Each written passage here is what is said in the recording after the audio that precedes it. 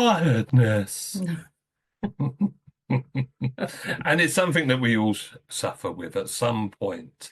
But how does this affect our stress levels when we are tired? Yeah. So I think the first thing to say is to try and avoid driving when you're tired. Certainly try to avoid challenging, complicated, difficult things when you're tired, because being tired has a knock-on effect onto your concentration, your stress levels, your attention, and it definitely makes everything more difficult. So part of making it more difficult is that you might well have slower reaction times because you're tired. You're not thinking as straightforward as you normally would. So you're approaching things slightly faster because you haven't slowed down earlier. You might forget to signal because you're tired. You might forget, wait, where am I going? The mind's not working as it should because it's tired. It wants to rest, whereas you're telling it to keep going. Yeah, so having the awareness that when you're tired, making decisions will be more difficult and you might not make some of the best decisions. So having a real awareness of that, watching out for it.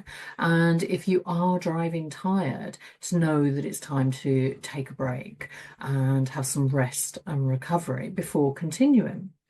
Now, one of the other things about tiredness is when you know that you're tired, you may find yourself overcompensating. So you may find that you become a bit meerkat-like, for Yeah, yeah, want yeah. of a better description, where you begin to spot dangers everywhere. And so you can become a bit erratic, you overcompensate by looking everywhere, but not actually seeing and taking in the information that you need.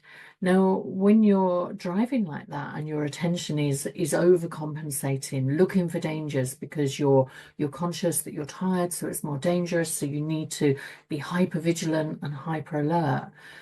That is very stressful.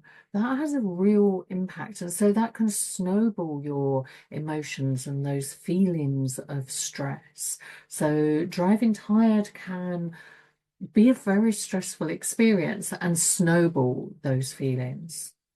So the other thing is if that you are taking driving lessons and you're learning to drive and you know that you're tired, then there's a judgment to make about are you too tired for your driving lesson? Are you in a fit state to be able to have your driving lesson and have a conversation with your driving instructor around that? And if you decide that you are in a fit state for your driving lesson, but you recognize that you're feeling tired, then there may be choices about which topics you're going to work on. What areas of your driving are you going to work on?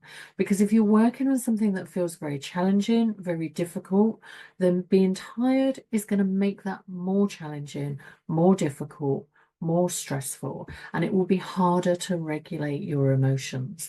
So it may be that perhaps you're going to continue, but you decide you want to use those repeatable routes instead and do some repetition and practice on the things that you already know. So you're not trying to learn something new or challenging.